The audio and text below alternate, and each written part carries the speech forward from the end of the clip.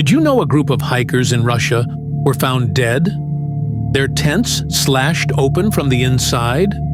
No one knows what made them run barefoot into a frozen wasteland. It was 1959. 9 experienced hikers set out into the Ural Mountains. They never came back. When rescuers found their camp, the tents were ripped apart, like they'd been escaping something. Bodies scattered across the snow, some half-dressed, others with crushed bones and missing eyes. No footprints but theirs. No signs of a struggle.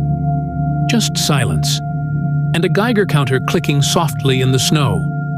Radiation. The final photo on their camera showed glowing orbs in the sky. The last journal entry read only, "We know snowmen exist." Distorted radio crackle. "Dyatlov, do you copy?"